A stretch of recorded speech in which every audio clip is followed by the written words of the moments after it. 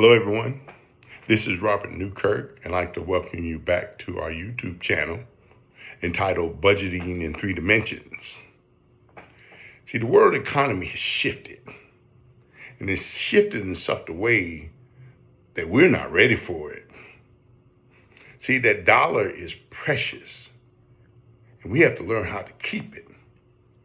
And if there are things in our lives that are keeping us from keeping that dollar, we're going to need to de-educate ourselves and then re-educate ourselves in money management.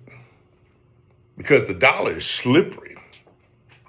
And what you don't keep, you can guarantee there's someone out there that's going to take it from you. See, the dollar is precious, so we have to know how to keep it. Because we're in this world of capitalism.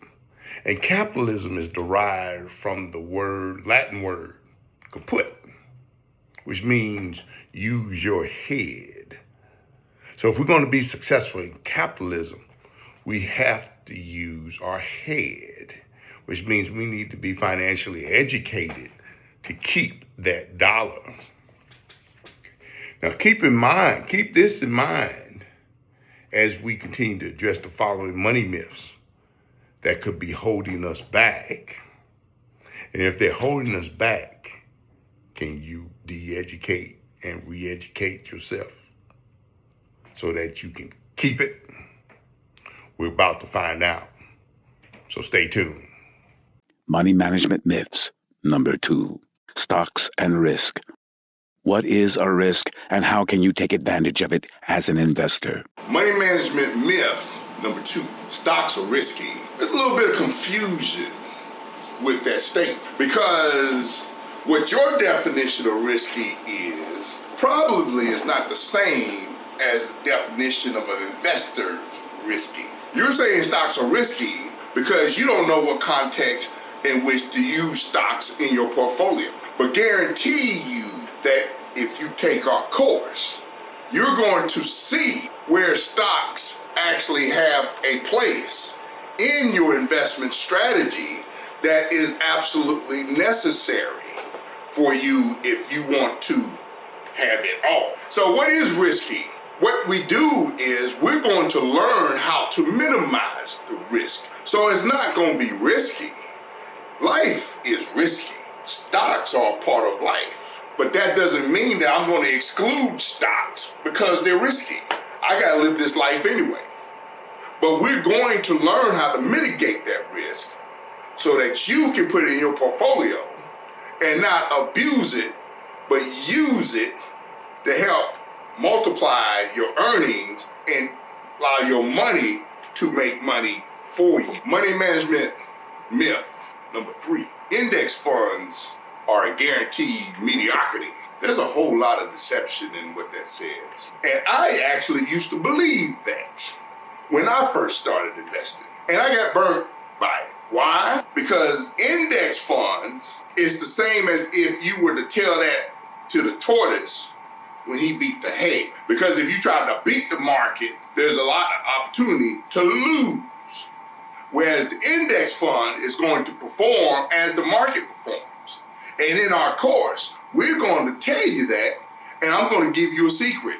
I'm going to recommend to you that you need to set up with some index funds as a part of your investing. Take the course and find out. Money management myths. Number 9, beating the market. Listen as Robert addresses this deception connected to this myth. Money management myth number 9, you can beat the market. Wow, there are so many draws to that to lead you in the wrong direction. I can't even get started here.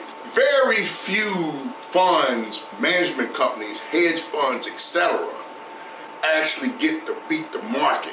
But the keynote here is even if they do beat the market, the fees that they had to pay in order to beat the market gets translated right back to you. And now, even though you may have beat the market this one time, all these fees that come into play now decrease the margin in which you beat it, which basically comes down to Very few funds ever beat the market consistently from year to year to year to year to year, okay?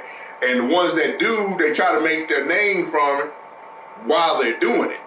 But then they fizzle away. So the concentration of obtaining financial security for you is not to beat the market. It's to let the market work for you. And in our course, we're going to teach you how to do that. That's what's needed here, is to learn how to let the market work for you. The market needs to be your friend, not your enemy. Money management myths. Number 11.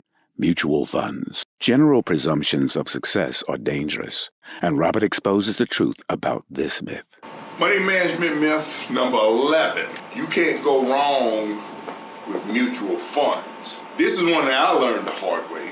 Yes, you can go wrong with mutual funds. And it goes back to myth number 10, in which we talk about we can't go wrong with IBM. It also goes back to number 9, in terms of you can't beat the market. The issue with mutual funds is they advertise that they often beat the market. And they also want to advertise that they are the fund to beat. This is a great marketing promotion for them, but it doesn't necessarily become effective for you as the investor. Because while they're trying to beat the market, as we said before, all those fees will trickle back down to you. I had a case where I thought I had made a great return on my investment with a mutual fund, only to look at the statement and realize I barely made 2%. So how do we differentiate what funds are good to invest in, which funds we might get taken a little bit by? Well, our course kind of talks about that. And we'll give you a formula, even as an uninformed investor, to give you a template until you become informed. Because we're looking out for you. We want to stop the madness of this consumerism into society. You need to become an investor so that you can become and make the goal of being financial secure. Money management myths. Number 12. A balanced portfolio. What does that really mean? And why you need to know the difference. Money management myth number 12. You should own a balanced portfolio. That one's deceiving. It's not that it should be a balanced portfolio, but it needs to be a diversified portfolio. When you say balanced portfolio, to me that means equal shares. So I need to have an equal number of stocks and an equal percentage of bonds. No, that can get you into trouble because stocks are a lot more volatile than bonds. You need to compensate for that. In our course, we'll teach you how to do that and actually give you a template on what percentages need to be what so that your portfolio is actually diversified. Balance can get you into trouble.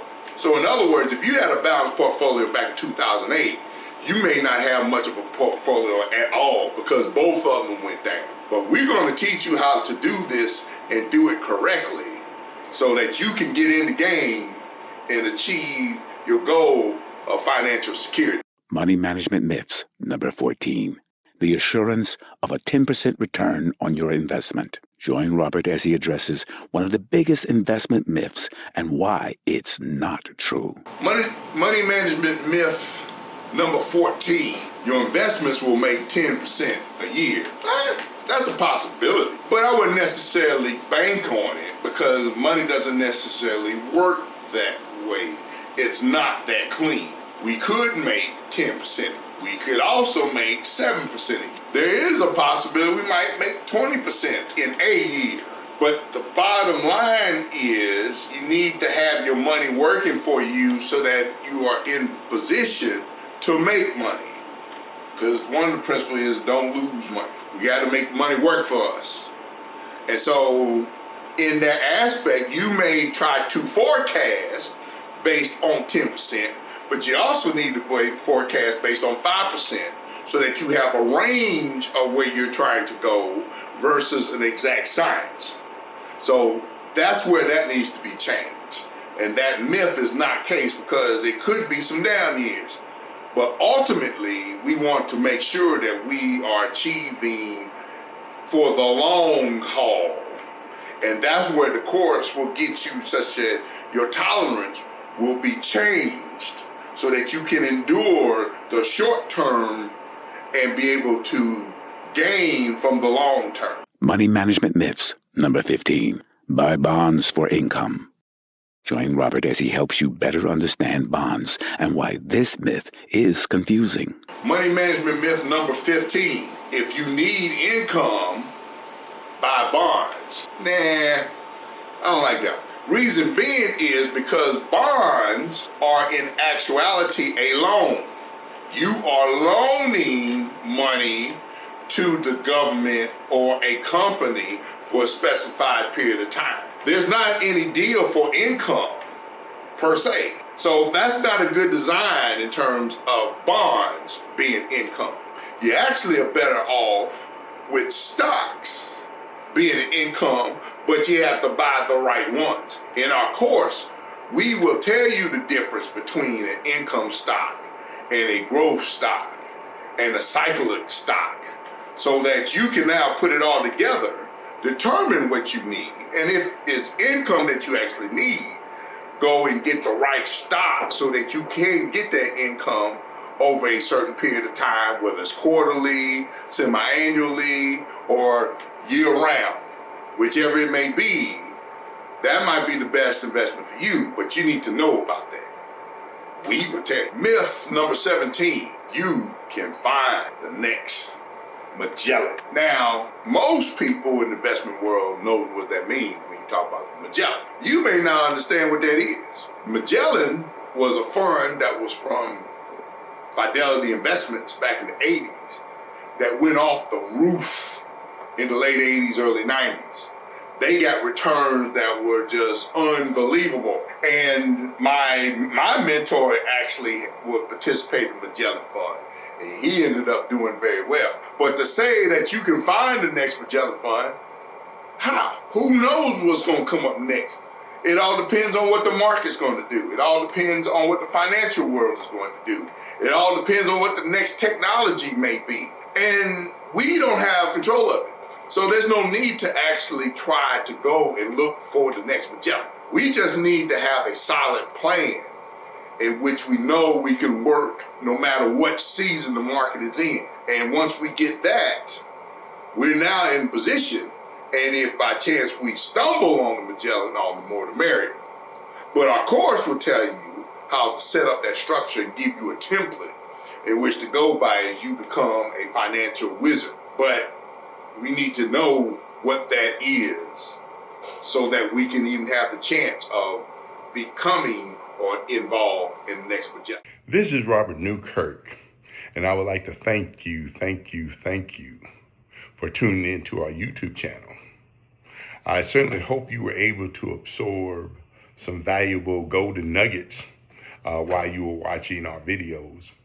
If you appreciate what we have to offer and have the cravings for more, be sure to subscribe to our channel.